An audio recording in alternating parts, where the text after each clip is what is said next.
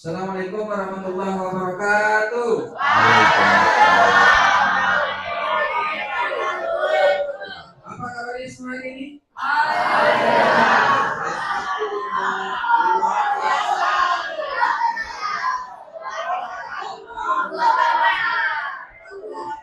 Hari ini semangat ya. Alhamdulillah ini yang isi materi pagi ini yaitu Pak Agung, beliau Babinsa Pucang. Pucang. Bila nanti dalam pengisian materi atau penyampaian beliau semuanya konsentrasi fokus.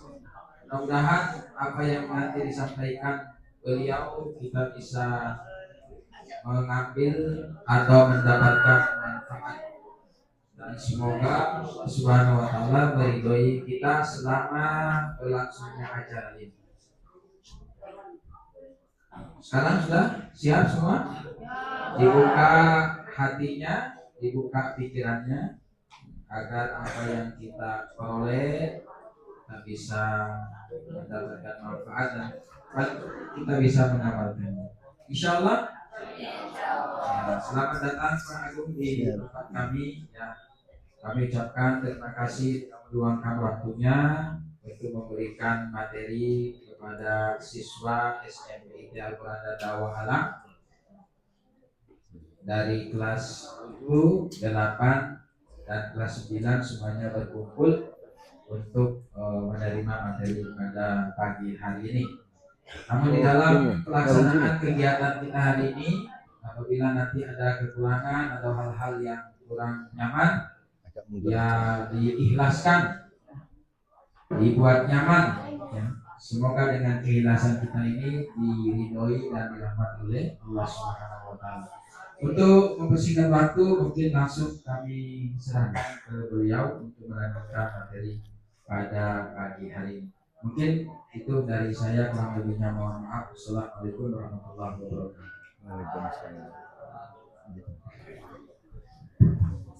Assalamualaikum warahmatullahi wabarakatuh. Yang terhormat Kepala Sekolah SMP Ada, yang saya hormati Bapak Guru ataupun pendamping yang hadir saat ini, dan seluruh siswa putra SMP Ada. Saya ulangi lagi, Assalamualaikum warahmatullahi wabarakatuh.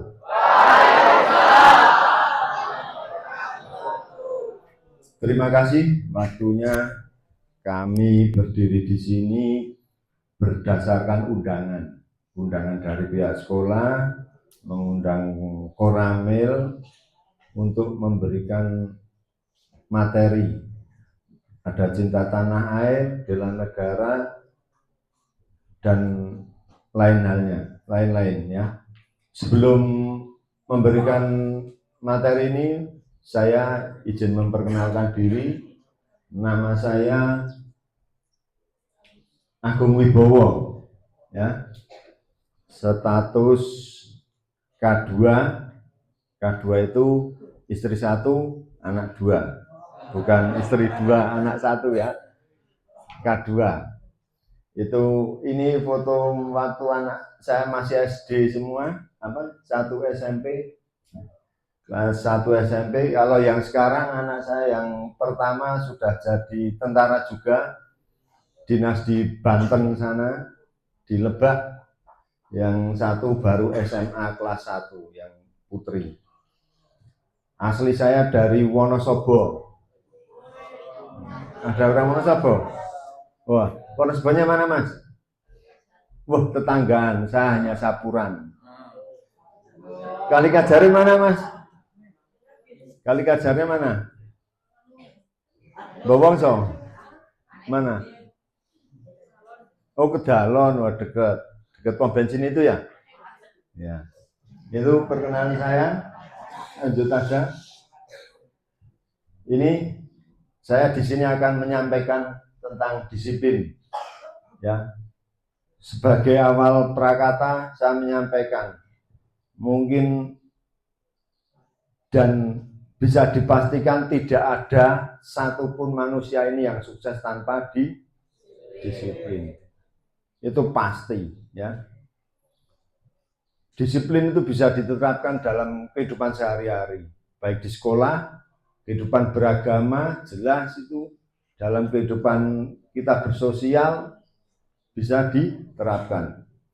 Disiplin itu merupakan kepatuhan atau ketaatan. Sama halnya kalau di dalam kita beragama ini, contoh disiplin yang sudah diajarkan dulu, cuman mungkin dulu kalimatnya atau kata-katanya bukan disiplin, yang jelas dari zaman Nabi Muhammad sudah diajarkan, contohnya adalah sholat 5 waktu.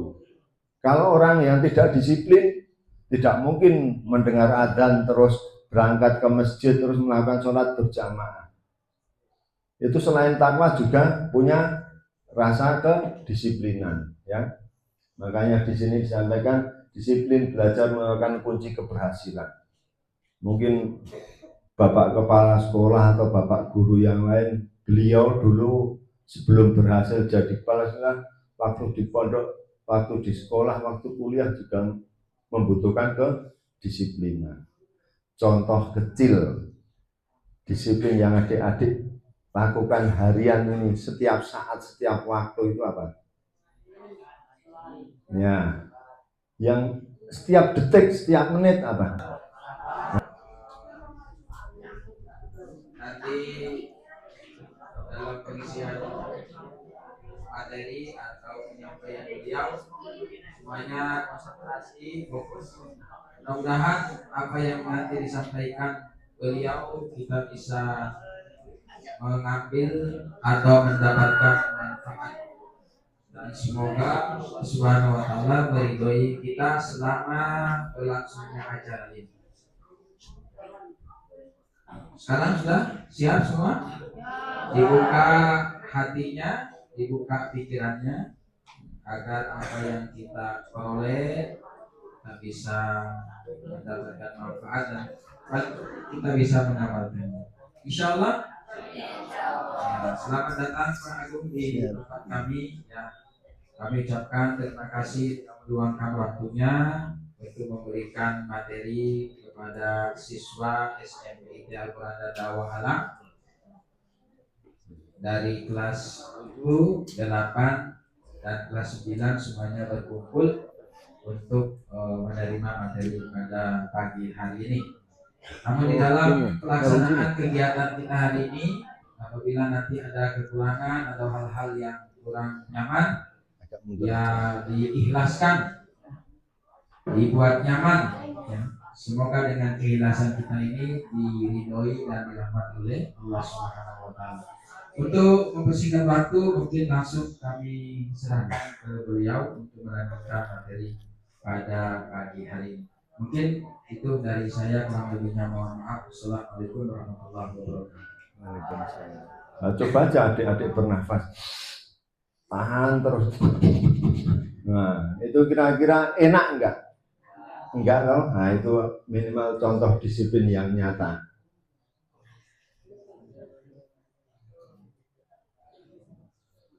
Enggak bisa naik.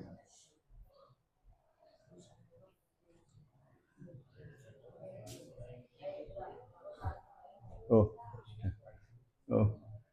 Nah, disiplin adalah kunci sukses, sebab dalam disiplin akan tumbuh sifat yang teguh dalam memegang prinsip, ya. Tekun dalam usaha, pantang mundur dalam kebenaran, dan rela berkorban untuk kepentingan agama, dan jauh dari sifat putus asa. Gini ya, ini kita Pak Agung menyampaikan di sini, tidak usah kita muluk-muluk, apa tahu bahasanya muluk-muluk, tahu toh? Tidak usah terlalu bercita-cita tinggi. Benar, cita-cita tinggi, cita-cita kita harus tinggi, tapi dalam pelaksanaan keseharian itu kita cukup berbuat baik untuk diri kita sendiri dulu. Itu nanti dengan otomatis akan berbuat baik kepada orang tua, guru, orang lain, berguna bagi agama, negara, dan bangsa. Contoh kecil, bagaimana adik-adik akan berguna bagi agama, negara, dan bangsa kalau adik-adik semua ini tidak disiplin atau tidak mematuhi aturan, tidak melakukan kebaikan. Dengan adik-adik melakukan kebaikan, otomatis akan membuat orang tua, keluarga, sekolahan, dan bangsa dan negara selanjutnya sampai tingkat atas itu akan terbawa kebaikan. Beda kalau adik-adik semua berbuat buruk. Contoh saja, ini contoh, dan Pak Agung yakin di sini tidak ada. Ini Pak Agung nyontohkan di sekolah lain atau di tempat lain. Contoh ini, adik-adik disiplin, tidak disiplin. Ada seorang, sebut saja namanya Agung. Agung ini tidak disiplin pada saat sekolah, ya. Pada saat harus masuk ke ruangan jam 7 pagi, dia molor sampai jam 8, malah bolos. Itu yang berbuat siapa? Agung toh. Tapi imbasnya kepada siapa? Berimbas ke teman-teman. Teman-teman dapat tindakan dari guru. Berimbas ke orang tua. Jauh lagi berimbas ke sekolahan. Itu seterusnya, ya. Jadi disiplin itu sangat-sangat penting bagi Pak Agung itu. Makanya Pak Agung dimanapun kalau mengisi materi apa saja, Pak Agung selalu menyelipkan atau menekankan tentang kedisiplinan, ya. Sangat-sangat penting disiplin itu.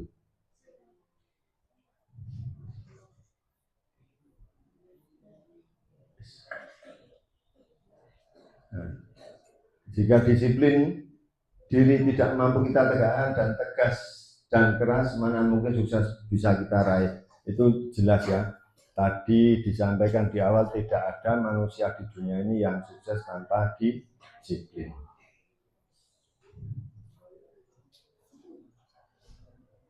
Satu jari. Oh iya. Nah, ini mengapa perlu diajarkan kedisiplinan, disiplin, ya. Disiplin memberikan rasa aman dengan memberitahukan apa yang boleh dan yang tidak boleh dilakukan. Contoh lagi ini bukan contoh, tapi kenapa ada disiplin? Karena ada aturan, dan aturan itu harus ditaati. Sedangkan kalau siapapun yang tidak mentaati aturan tersebut, maka biasanya akan mendapatkan tindakan, atau dalam istilah reward and punishment, ya. Yang berprestasi akan mendapatkan penghargaan, yang melakukan pelanggaran akan mendapatkan tindakan. Itu sudah jelas. Mungkin di sekolah sini juga diterapkan juga, ya.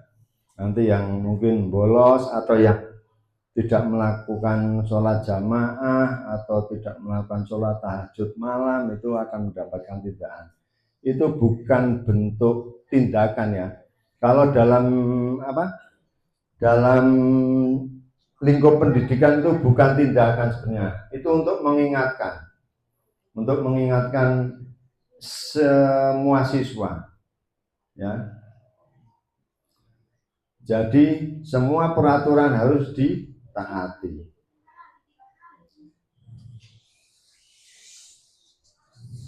Ya, semua peraturan harus ditaati. Nah, ini Pak Agung jadi ingat lagi. Pak Agung menyelipkan materi juga tentang etika, ya. Mungkin tadi Pak Agung bertemu dengan siswa entah siapa, Pak Agung walaupun sudah tahu, sebisa mungkin Pak Agung tidak pernah manggil namanya kepada yang lebih muda. Itu bentuk suatu etika atau menghargai, ya. Walaupun Pak Agung sudah tua, hampir 50 tahun, tapi Pak Agung kemarin mengisi di SDS itu nggak pernah Pak Agung panggil, siapa namanya, Slamet atau siapa, enggak. Pak Agung pasti panggil Mas atau Dik. Itu bentuk penghargaan kita. Di sini Pak Agung menyampaikan lagi tentang etika. Ada istilah adab lebih tinggi daripada ilmu. Siapapun yang berilmu tinggi tapi tidak mempunyai adab akan percuma, akan kalah dengan lingkungan mereka itu. Ya. Kembali lagi ke materi kedisiplinan. Yang kedua, disiplin membantu anak menghindari perasaan bersalah dan rasa malu akibat perilaku yang salah.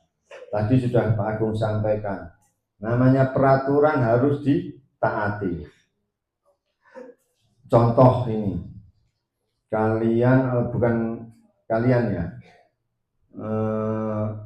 tadi Pak Agung contohkan saja Pak Agung. Pak Agung kalau berbuat salah di satuan Pak Agung, itu Pak Agung kan akan dapat tindakan. Kalau dalam militer, kalau adik-adik tahu, ditindak itu di depan itu pasukan. Kalau mungkin adik-adik seusia adik-adik ini mungkin kalau hanya dibilang, Mas, ayo ke sana Mas, Mas, ayo ke kelas, mungkin akan masih lelet-lelet. Tapi begitu dengan teriak pelatihnya atau gurunya itu, woi, cepat berangkat, nah, itu mesti akan lari. Sama, kita pun sama. Kalau ada kegiatan yang nyuruh itu mungkin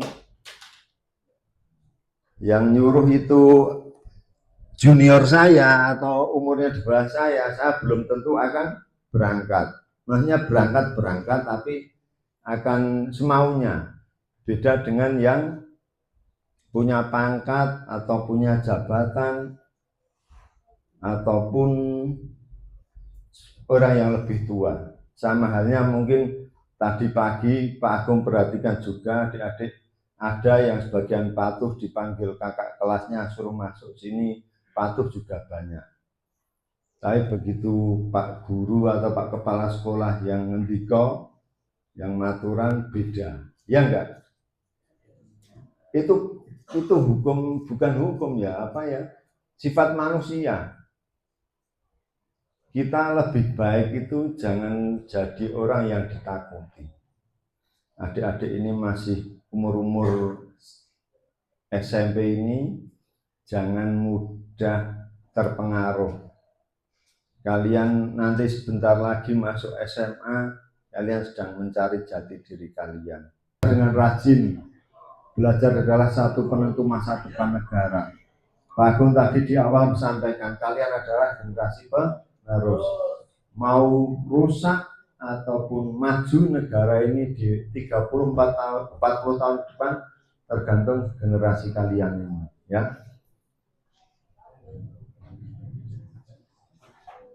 Mengikuti kegiatan ekstrakurikuler, kegiatan OSIS, atau mungkin kalau yang putra ini biasanya futsal ya. Kegiatan olahraga, voli, sama Pak Agung dulu waktu bujangan ya voli itu hobinya. Mentaati tata tertib sekolah tadi disampaikan juga. Makanya di awal Pak Agung sampaikan tentang kedisiplinan menyangkut semua hal. Anggotanya lakukan kegiatan baik menolong orang, membantu orang harus dengan senang hati dan tanpa pamrih. Kalau sudah senang hati tanpa pamrih, pasti di sana akan kandungan nilai ibadah dan akan dapat pahala. Dan akan terlihat bagus. Coba kita umpamanya nyeberangkan orang dengan dongkol meremuk sama dengan senyum, enak mana dilihat? Dengan senyum. Kita melukis, adik-adik nulis saja dengan senang dan mungkin dengan benci dongkol pas diajarkan Pak Ustadz nulis kok dongkol, pasti tulisan Arabnya juga jelek. Itu dari segi situ.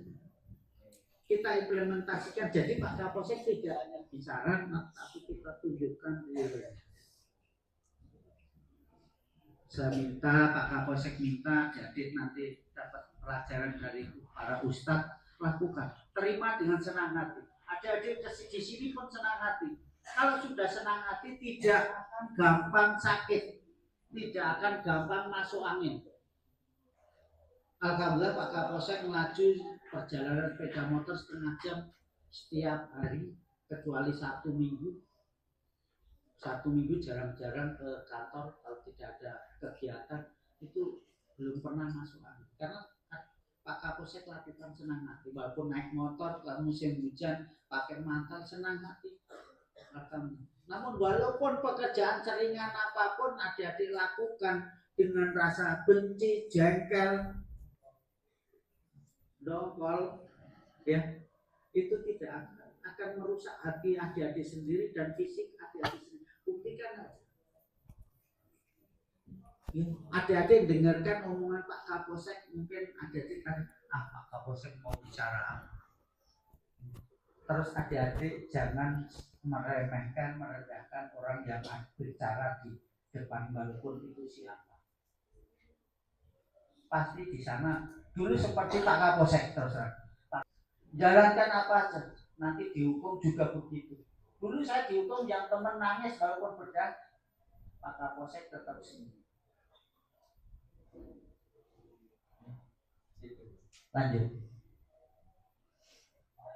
Faktor penyebab kenakalan remaja, kurang kasih sayang orang tua. Ini bukan faktor yang utama. Ya. Yang kalau seperti itu, kalau orang yang melakukan kenakalan remaja, karena faktor itu belum tentu. Sekarang tinggal anaknya tersebut. Sekarang contoh Pak Kapolsek. Pak Kapolsek SMP sudah ditinggal bapak, meninggal dunia. Otomatis Pak Kapolsek kurang kasih sayang orang tua. Belum ibu cari nafkah ke pasar, berarti tidak pernah ketemu. Apalagi sampai ngajarin, didik, ngarahkan, belajar, nggak tahu mereka. Karena orang kampung mau sekolah ya silahkan, kalau punya uang kita, kalau enggak ya urusan. Namun faktor yang utama kalau kita mau menghilangkan kenakalan remaja dari kita sendiri. Walaupun kurangnya perhatian dari orang tua, kita harus mikir sendiri. Pak Kapolsek dari seperti adik-adik dulu, tinggal itu. Adik-adik bagus, sekolah SMP, pakai sepatu, pakaiannya rapi. Pak Kapolsek dulu setelah SMP, SMA, pakai baju seragam putih sama pramuka yang bagus itu setelah nunggu sepupu, kakak sepupu lulus SMA, terus pakaiannya saya. Adik-adik harus bersyukur. Orang tua mengeluarkan cukup biaya untuk di sini. Dulu Pak Kapolsek mau bayar sekolah pun nunggu sawahnya panen. Diri pertanyaan dari adik-adik. Ya, yang ngantuk enggak apa-apa. Sambil ngantuk kita nikmati bersama. Ngantuk juga anugerah. Orang enggak bisa ngantuk juga. Namun jangan digayut, kita lawan. Dengarkan mungkin omongan Pak Kapolsek ada manfaatnya sedikit untuk adik-adik. Ya. Faktor pergaulan yang utama. Jangan terpengaruh dengan pergaulan yang tidak bebas. Adik-adik walaupun belum dewasa, adik-adik walaupun masih remaja, adik-adik sudah paham mana pergaulan yang baik, mana yang tidak baik. Yang tidak baik itu. Di sini pun nanti tindakan apa, ini untuk pembelajaran adik-adik semua, baik terhadap teman-teman maupun para ustadz. Oh Pak Ustadz cara menyampaikan kok kayak gini, saya kok nggak bisa ngikutin. Nanti saya kalau jadi ustadz, jadi ngajar guru, saya tidak seperti Pak Ustadz. Nanti saya mungkin cara lain biar materi yang saya sampaikan mudah diserap oleh yang menerima materi. Seperti Pak Kapolsek. Pak Kapolsek dulu juga jadi anggota. Kok suaranya pimpinannya kok seperti ini, nggak baik di hati, kok menyakitkan. Nah setelah saya jadi Kapolsek, jangan sampai saya melakukan sama pimpinan saya ini. Gitu. Kita ini pelajaran. Oh di teman, oh teman kok begini, oh belajar kok ngantuk, oh, gitu. Kok nggak baik, kok nggak bisa nyerah. Ini yang kelas 9 sudah habis berapa juz? kejar. Ya, di sini kesempatan. Adik-adik tidak mikirkan, tidak seperti mereka langsung masuk Kalimantan Barat maupun Kalimantan Utara. Ya, hati-hati kalau mau dititipin barang ataupun adik-adik berdiri di bandara itu ada orang titip barang di situ koper atau apa, adik-adik jangan kalau nggak kenal mungkin saudaranya temannya baru, jangan sampai itu yang dititipin itu narkoba dan orang lain yang ambil. Sebelum orang lain kalau diambil polisi adik-adik yang kenal. Ya, hati-hati. Adik-adik nanti ke luar negeri atau setelah di sini SLTP, SLTA terus nanti kuliah dapat beasiswa ke Turki, ke Timur Tengah, hati-hati pulang. Ya, di sana nanti banyak adik-adik makanya dari sini awal SMP perdalam ilmu. Serap ilmu apa yang diberikan oleh para ustadz. Di sana nanti ada beasiswa banyak sekali. Tanya para ustadz, kalau ingin beasiswa orang tua tidak mampu, ya orang tua tanpa biaya bagaimana? Nanti beritahu oleh para ustadz yang ada di sini. Melanggar aturan rambu-rambu lalu lintas. Hati-hati kalau di lampu merah. Hati-hati mungkin nanti pulang kampung naik motor, ya tetap pakai helm. Jangan pakai helm mentaati peraturan kalau ada polisi, jangan. Diyakini adik-adik butuh keselamatan, butuh kesehatan. Pakai helm, jangan wah helm gaya punang kampung ini pakai helm. Nanti kampung juga potensi kecelakaan ada. Apalagi di kampung nggak pakai helm, ada kelapa tua jatuh. Kita kan nggak tahu. Coba kalau sudah pakai helm, sudah paling tidak terlindungi kan. Terus pakai helm, pakai kaca.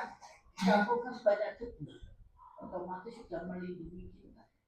Tidak ada tuh aturan yang menyiksa itu, apalagi di lampu merah. Jangan sampai menerobos lampu merah, lampu masih merah hati-hati jalan. Kan apa di persimpangan lain pasti ada yang rambu hijau yang mereka untuk perintah jalan. Di sana rawan sekali kecelakaan. Coba Pak Ustadz, cuma berdoa aja. Tidak belajar, tidak jadi ustaz, tidak ngaji, tidak jadi ustaz. Jadi belajar sambil berdoa sambil belajar.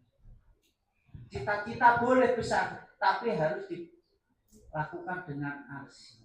Seperti adik sekarang masa SMP. Coba kalau cuma cita-cita adik tidak mau masuk sekolah SLTP, SLTA atau ngaji, ya tidak akan tercapai cita-cita adik. Seperti Pak Kapolsek.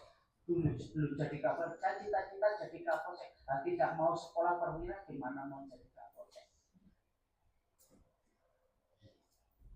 Seperti ini, doa juga usaha.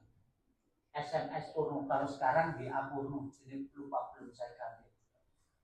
Ya, sekarang WA Purno baik emoji maupun video-video pendek Purno, pokoknya di teknologi yang canggih, di samping ada manfaatnya, mudaratnya juga banyak sekali. Perjudian, saya yakin adik-adik di sini tidak, karena adik-adik tidak ada kesempatan untuk tidur pun hanya sejenak. Setelah belajar istirahat sebentar, ngaji istirahat sebentar, sholat, nah ini lanjut. Kenakalan murni. Bentuk kenakalan biasa yang tergolong yakin adik-adik sudah diajarkan sopan santun terhadap senior maupun para ustaz maupun orang yang lebih tua. Melawan guru. Karena Pak Polisi di sana mau nembak salah, enggak dinembak, cuma hibuan haluan. Mereka kurang sadar. Oh, bagaimana kalau kita rukun itu kita akan lebih nikmat. Coba ada punya musuh, kan jadi menyiksa diri sendiri. Kenapa? Mau ke sana, nanti ketemu kelompok sana. Coba kalau nggak musuh, mau pergi kemana ngalor,